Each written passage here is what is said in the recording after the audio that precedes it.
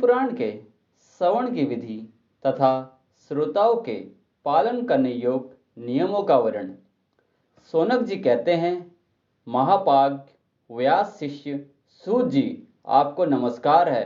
आप धन्य है, शिव भक्तों में श्रेष्ठ है। आपके महान गुण वर्ण करने योग्य है। आप कल्याणमय शिव पुराण के श्रवण की विधि बताइए, जिससे सभी श्रोताओं को संपूर्ण उत्तम फल की प्राप्ति हो सके। सूत जी ने कहा, मुने शौनक, अब मैं तुम्हें संपूर्ण फल की प्राप्ति के लिए शिव पुराण के श्रवण की विधि बतला रहा हूं। पहले किसी ज्योतिषी को बुलाकर दान मान से संतुष्ट करके अपने सहयोगी लोगों के साथ बैठाकर बिना किसी विधि बाधाओं के कथा की समाप्ति होने के उद्देश्य से शुद्ध मुहूर्त का अनुसंधान कराए और प्रयत्न पूर्वक देश देश में स्थान स्थान पर यह संदेश भेजे कि हमारे यहाँ शिव पुराण की कथा होने वाली है। अपने कल्याण की इच्छा रखने वाले लोगों को उसे सुनने के लिए अवश्य पधारना चाहिए। कुछ लोग भगवान श्री हरि की कथा से बहुत दूर पड़ गए हैं। कितने ही स्त्री श्रुत आदि भगवान शंकर के कथा कीर्तन से वंचित रहते हैं। उन सबको भी सूचना हो जाए, ऐसा प्रबंध करना चाहिए। देश देश में जो भगवान शिव के भक्त हो तथा शिव कथा के कीर्तन और श्रवण के लिए उत्सुक हो, उन सबको आदर पूर्वक बुलवाना चाहिए और आए हुए लोगों का सब प्रकार से आदर सत्कार करना चाहिए। शिव मंदिर में, तीर्थ में, वन प्रांत में अथवा घर में शिव पुराण की कथा सुनने के लिए उत्तम स्थान का निर्माण करना चाहिए। केले के खंभों से सुशोभित एक ऊंचा कथा मंडप तैयार कराए, उसे सब और फल पुष्प आदि से तथा सुंदर चदोए से अलंकृत करे और चारों ओर ध्वजा पत्ता का लगाकर तरह तरह के सामानों से सजाकर सुंदर शोभा संपन्न बना दे। भगवान शिव के प्रति सब प्रकार से उत्तम भक्ति करनी चाहिए, वही सब तरह से आनंद का विधान करने वाली है। परमात्मा भगवान शंकर के लिए दिव्य आसन का निर्माण करना चाहिए तथा कथावाचक के लिए भी एक ऐसा दिव्य आसन बनाना चाहिए जो उनके लिए सुखद हो सके। मुने, नियम पूर्वक कथा सुनने वाले श्रोताओं के लिए भी यथा योग्य सुंदर स्थानों की व्यवस्था करनी चाहिए।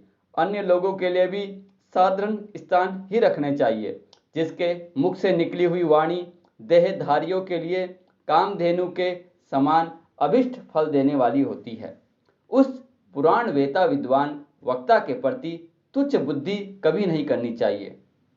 संसार में जन्म तथा गुणों के कारण बहुत से गुरु होते हैं, परंतु उन सब में पुराणों का ज्ञाता विद्वान ही परम गुरु माना गया है।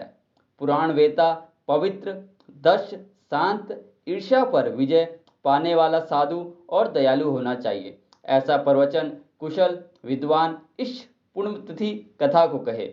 सूर्योदय से आरंभ करके 3:30 पहर तक उत्तम बुद्धि वाले विद्वान पुरुषों को शिव पुराण की कथा सम्यक रीति से बाँचनी चाहिए।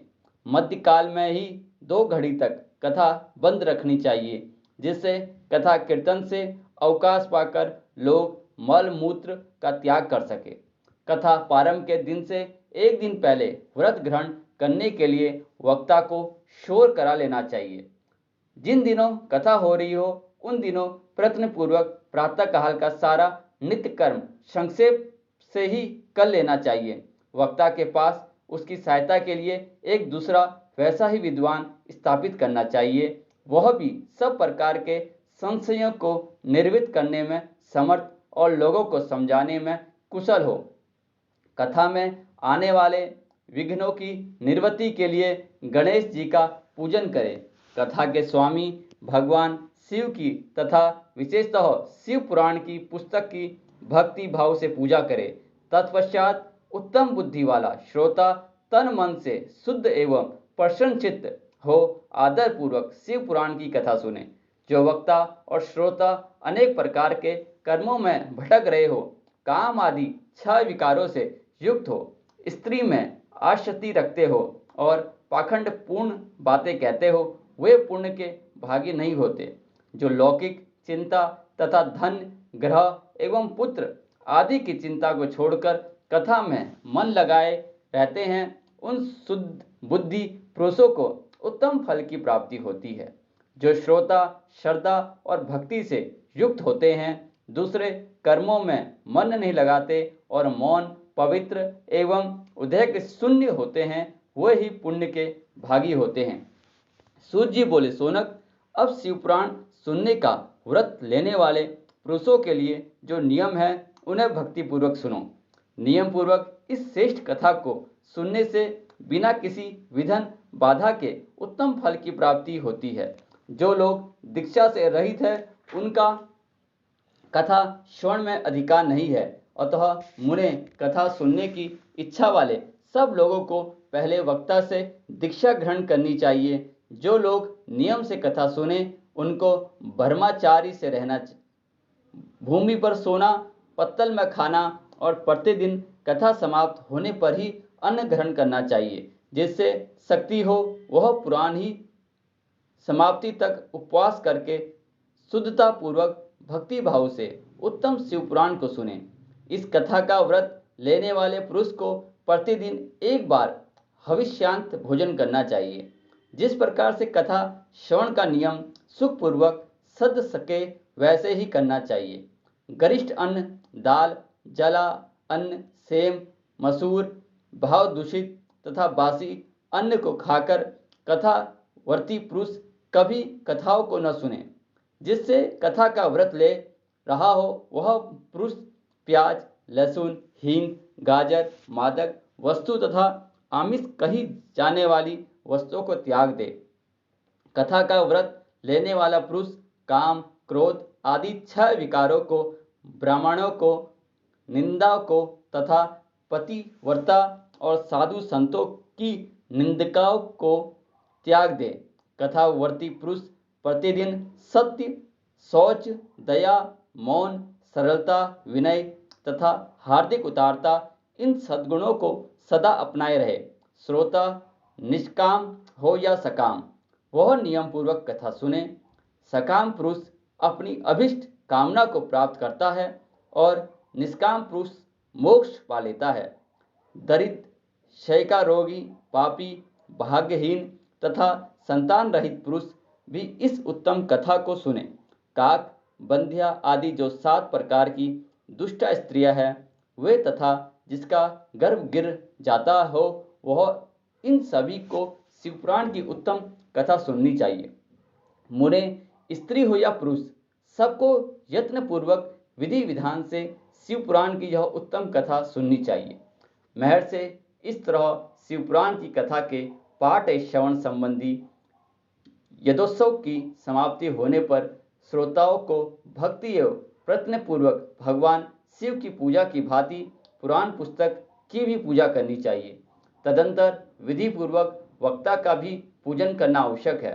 पुस्तक को आच्छादित करने के लिए, नवीन एवं सुंदर बस्ता बनवाने के लिए, उसे बांधने के लिए दृढ़ एवं दिव्य डोरी लगवाए, फिर उसका विधिवत पूजन करे। मुनिश्रेष्ठ इस प्रकार महान उत्सव के साथ पुस्तक और वक्ता की विधिवत पूजा करके वक्ता की सहायता के लिए स्थापित हुए पंडित का भी उसी के अनुसार धन आदि के लिए उससे कुछ भी कम सत्कार करे। वह आए हुए ब्राह्मणों को अन्य धन्य आदि का दान करे। साथ ही गीत, वांग और नृत्य आदि के द्वारा महान उत्सव रचाए। मुने, यदि श्रोता विरक्त हो तो उसके लिए कथा समाप्ति के दिन विशेष रूप से उस गीता का पाठ करना चाहिए जिसे श्री रामचंद्र जी के प्रति भगवान शिव ने कहा था।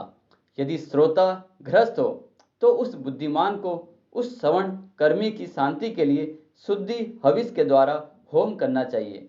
मुने, रुद्र संहिता के प्रत्येक श्लोक द्वारा होम करना उचित है अथवा गायत्री मंत्र से होम करना चाहिए, क्योंकि वास्तव में यह पुराण गायत्री ही है। अथवा शिव 50 मल मंत्र से हवन करना उचित है। होम करने की शक्ति न हो तो विद्वान पुरुष यथाशक्ति हवन ही हविष का ब्राह्मण को दान करे। न्यूनांतरी रक्ता रूप दोष की शांति के लिए भक्ति पूर्वक शिव सहस्त्र नाम का पाठ अथवा श्रवण करे। इससे सब कुछ सफल होता है, इसमें संशय नहीं है, क्योंकि तीनों लोगों में उससे बढ़कर कोई वस्तु नहीं है। कथा श्रवण संबंधी व्रत की पूर्णतः की सिद्धि के लिए 11 ब्राह्मण को मधु मिश्रित खीर भोजन कराए और उन्हें दक्षिणा दे। मुने, यदि शक्ति हो तो 3 तोले सोने का एक सुंदर सिंहासन बनवाए और उस पर उत्तम अक्षरों में लिखी अथवा लिखाई हुई शिव पुराण की पोथी विधि पूर्वक स्थापित करे। तत्पश्चात पुरुष उसकी आह्वान आदि विधित उपचारों से पूजा करके दक्षिणा चढ़ाए। फिर जितेंद्रीय आचार्य का वस्त्र आभूषण एवं गंध आदि से पूजन करके दीक्षा सहित वह पुस्तक उन्हें समर्पित कर दे। उत्तम बुद्धि वाला श्रोता इस प्रकार भगवान शिव के संतोष के लिए पुस्तक का दान करे। सोनक, इस पुराण के उस दान के प्रभाव से भगवान शिव का अनुग्रह पाकर पुरुष भवबंधन से मुक्त हो जाता है। इस तरह विधि विधान का पालन करने पर श्री संपन्न शिव पुराण संपूर्ण फल को देने वाला तथा भोग और मोक्ष का दाता होता है। मुने, शिव पुराण का बहुत सारा महामत्य जो संपूर्ण अभिष्ट को देने वाला है मैं तुम्हें कह सुनाया। अब और क्या सुनना चाहते हो? श्रीमान शिव पुराण समस्त पुराणों के भाल का तिलक माना गया है। यह भगवान शिव को अत्यंत प्रिय, रमणीय तथा भवरोग का निवारण करने वाला है। जो सदा भगवान शिव का ध्यान करते हैं, जिनकी वाणी शिव के गुणों की स्तुति करती है और जिनके दोनों कान उनकी कथा सुनते हैं, इस जीव जगत में उन्हीं का जन्म लेना सफल है। वे निश्चय ही संसार सागर से पार हो जाते हैं। भिन्न भिन्न प्रकार के समस्त गुण जिनके सच्चिदानंदमय स्वरूप का कभी स्पर्श नहीं करते, जो अपनी महिमा से जगत के बाहर और भीतर भासमान है तथा जो मन के बाहर और भीतर वाणी के मनोवृत्ति रूप में प्रकाशित होते हैं, उस अनंत रूप परम शिव की मैं शरण लेता हूँ। ओम नमः शिवाय।